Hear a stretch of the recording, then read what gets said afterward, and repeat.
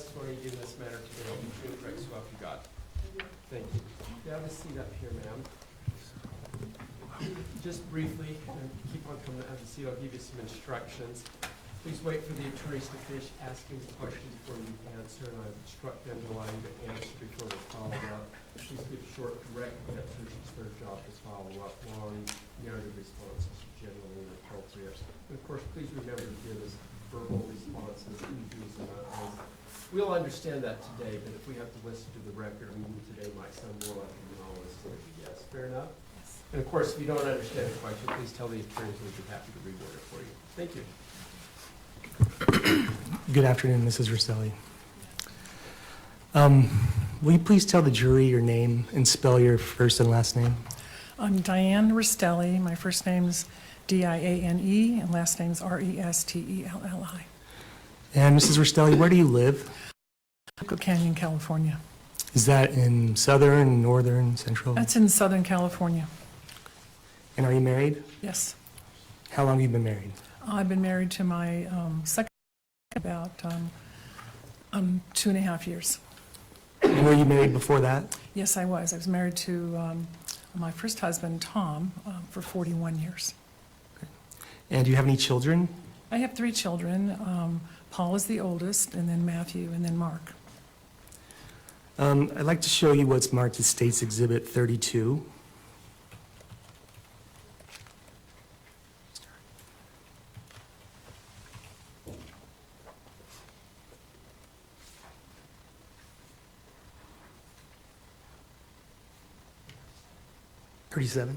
Thirty-seven. Did you say 37? I meant 37. Apologize, Your Honor. Do you recognize what that exhibit is? Yes, that's Matthew, my son. Okay. Does that fairly and accurately show what he looks like? Or look like? Well, when he got married, yes. David moves in at State's Exhibit 37. Any objection? No objection. Submitted without objection. Thank you. State would move to publish.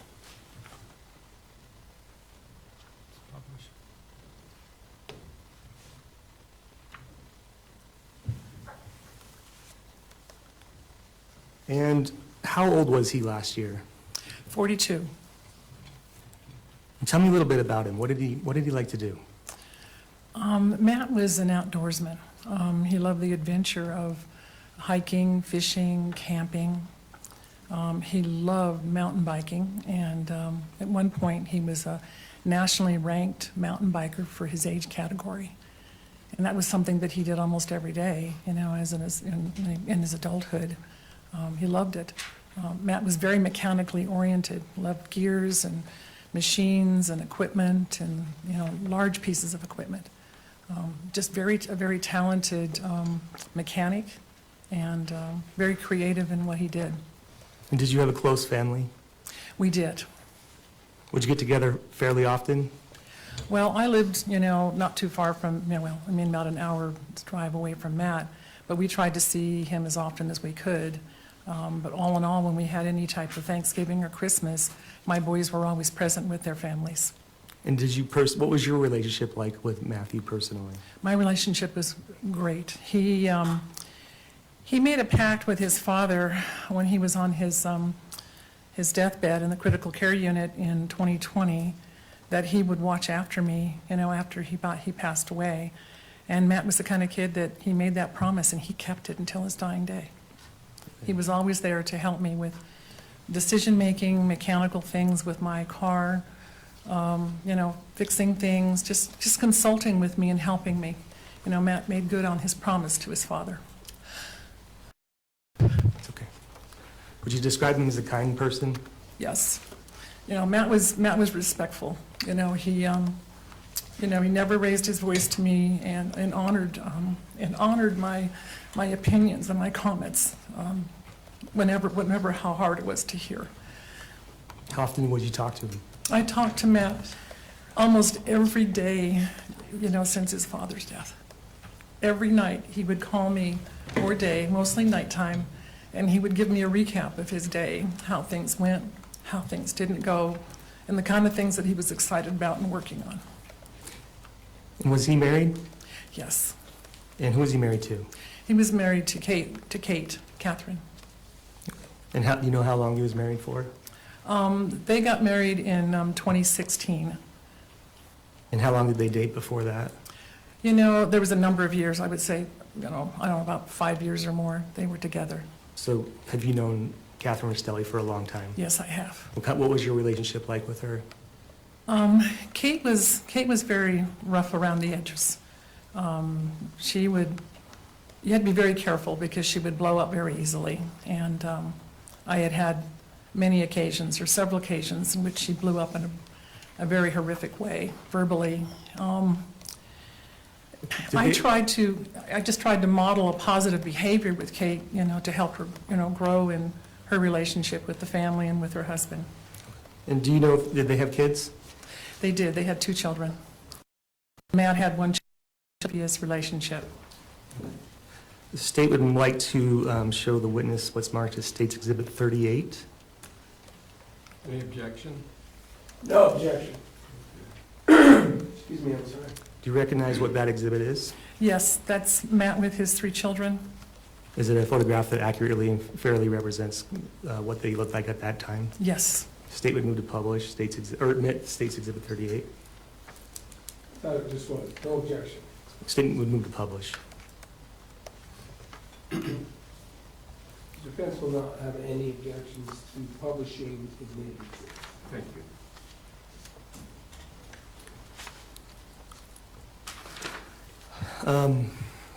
Okay, you can take it down. Did you ever meet Catherine Restelli's family? I did. How many times? I probably met her family, entire family, at least 1 time in Salt Lake, at her mother's house. And maybe a few of them off and on, if they did happen to show up at Matt and Kate's place. And would Matt and Kate often go to Catherine's family for holidays or vacations or things like that? I think they had a few times, or a couple of times, that they had gone to Salt Lake, or Matt had gone to pick up Kate or whatever. And I think there was some vacationing that her mother did in the Carlsbad area of California, and they would go down and visit there too. Did Matt spend a lot of time with Catherine's family, to your knowledge? Not really. He really wasn't, you know, really comfortable with, you know, her mother. Where did Matt and Kate live? Matt and Kate lived in borderline of Temecula, Awanga, California. And who owned that property? I own the property and the manufactured home on the property. And so how did Matt and Kate support themselves? They supported themselves pretty much on whatever Matt's handyman work that he did. You know, they didn't make any mortgage payments or have to pay any rent. You know, that was all covered by me and my husband, my first husband. So they just did handyman work or hauling work, or, you know, whatever work he was, you know, involved in that he created. Did they have any financial issues? They did, yes. Did either of them, to your knowledge, have another job besides the handyman work? I think towards the very, very end, I think Kate was doing some kind of work for some ranch nearby the home, but it was very, you know, piecemeal. And do you know how many operable vehicles they had? I think at one point they had 2 operable vehicles until one of them broke down, and then that was in the shop, and then they had just the 1 operable vehicle that he drove here, which, you know, was older. You know, they had some other heavy-duty equipment that was operable, but that was not road, it's not something you drive on the road, per se. Okay. Do you remember the last time you talked to Matt? I talked to Matt 2 hours before he was murdered. Do you recall what time that was? That was probably around around the 7 o'clock hour. Do you recall what kind of mood he was in? He was in a decent mood. I think he had had some trouble with ordering some food at a restaurant. Couldn't believe how much money that the food cost and the quality. But, you know, that was a normal conversation with Matt and I, and we talked about, you know, how was the truck running. I asked him about, you know, say, how are you feeling in driving? I said, are you, you know, okay? Are you alert enough? And do you have water and food or something to keep you occupied? just a very positive conversation that he was, looking forward to seeing his family in about 2 hours. He was just 2 hours outside of American Fork. And when did you first learn that Matt had died? I learned the following morning around the 8 o'clock hour when Tracy Grist called me. And the first statement she said, "Are you sitting down? Are you with your husband?" And I said, "Okay." He said, "Matt is dead." End quote. Did she tell you any more about that? No. Did that cause you concern? Did it cause you concern? My immediate thought was that Matt maybe had had a tire blowout or something had happened on the road and that he was in a car accident. I had no inkling or no thought that Matt was murdered by the family. At some point, did you confront Tracy about some of your suspicions? After that conversation, I had called my son Mark, who lived across the street from us, and he came over, and at that point, we did have a conversation together in talking to Tracy, like, tell us something about it. And she wasn't very forthcoming in giving information. Do you remember what day that was? That was the Saturday morning, the day after Matt's, July 13th. Did you record that conversation? I don't recall if we recorded that particular one, but we did start to record conversations because I had my, the hairs up in the back of my neck went up that this is suspicious. Why did you think it was suspicious? Because it was just, when we started to hear that, that other people were involved, it's like, this didn't make sense. This did not make sense based on all the information and all the information that Kate was giving Matt about can't wait to see you and all, just that she couldn't get a car. I felt sorry for her, and I'm sure Matt did too, to go pick her up. But I was really under the impression that Kate was going to drive back, and that's some of my conversation with Matt was, when is she returning, and so forth and so on. So, that's kind of how it went. But Mark was present when we kind of started to hear some of the conversation with Tracy. Okay, I'd like to play a portion of State's Exhibit 39. Has that been admitted? Not yet, but just have her identify it first, Your Honor. Tracy, this is Mark. I'm here with. Do you recognize? That's Mark, my son. Do you recognize that conversation? Yes. Is this the one that occurred, you believe, the day after? I think so. I think. State would move to admit State's Exhibit 39. No objection. So admitted, thank you. And permission to publish. Yes. I'm here with my mom. Can you tell us from the beginning what you know? Yes. So, let's see. Matt was on his way to the house, to my house, because Katie and the kids are here. And Kate was undetermined whether she was going to talk for a little while, go right away back to California.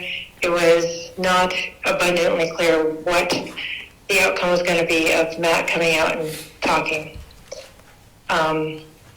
So about 10 o'clock last night, the house, I was in the kitchen and I was sitting on the counter. I was alone in the kitchen and I did not hear a doorbell ring. I didn't hear a door knock. And Matt was in my dining room. And I knew he was due to come over to my house, but I didn't expect to look up and see him there. He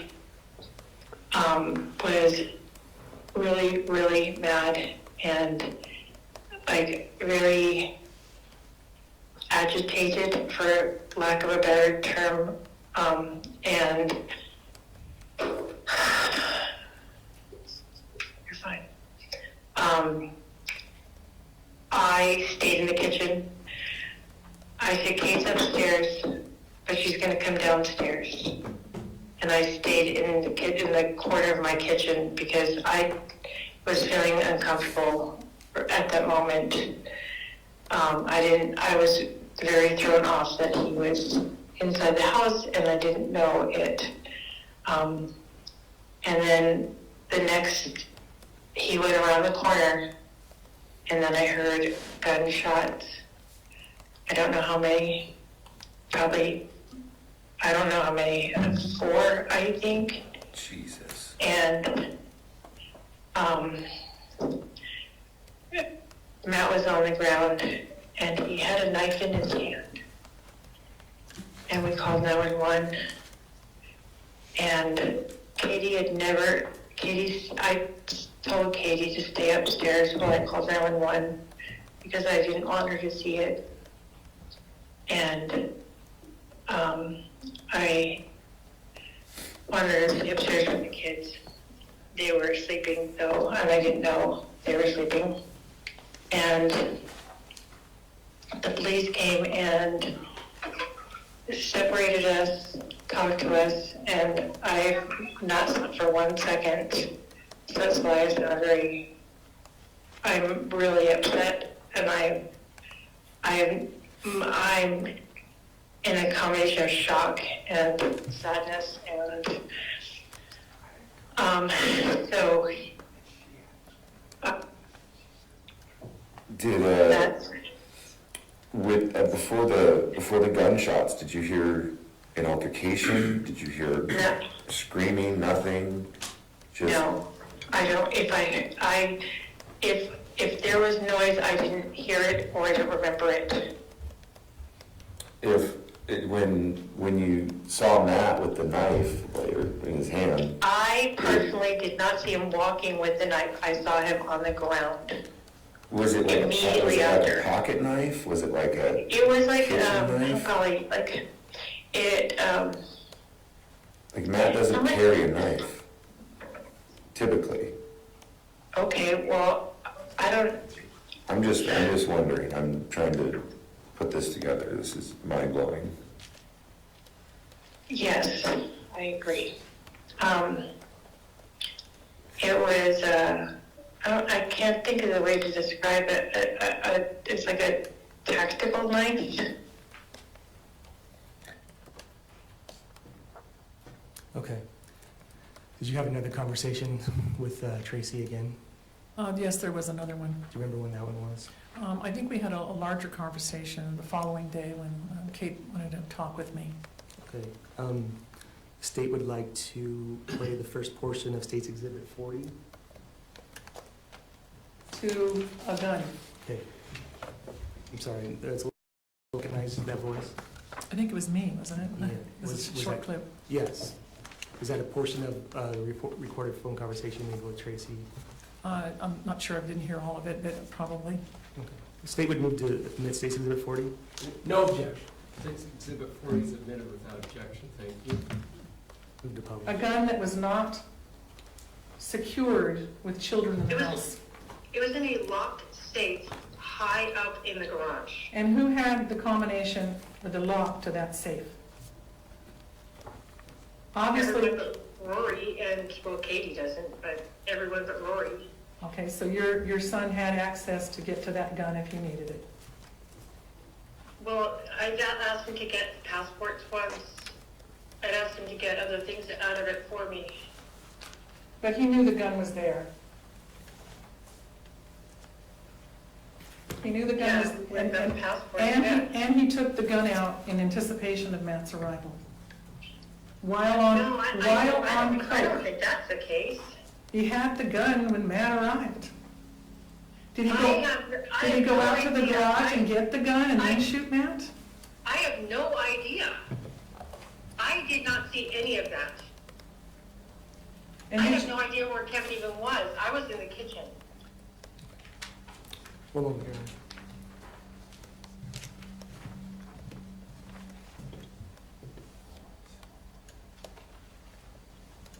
See what passes with this, John? Thank you. Cross? Thank you, Your Honor. I don't have a lot of questions. Ms. Restelli, or did I call you Mrs.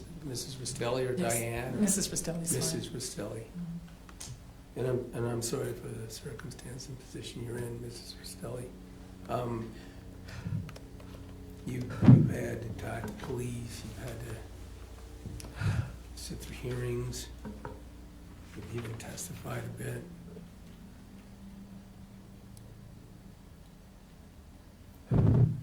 You said you met Kate's family a little bit.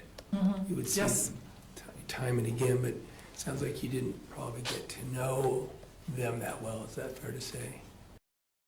I would say I didn't know them that well, but I knew of her mother and some stories and some things that she had done. And so that's what I was going to get to, and it's my fault, I said family, but let's talk about the people you really did kind of know, and that's Kate, because she's your daughter-in-law, right? Yes. And you had talked about her being rough around the edges.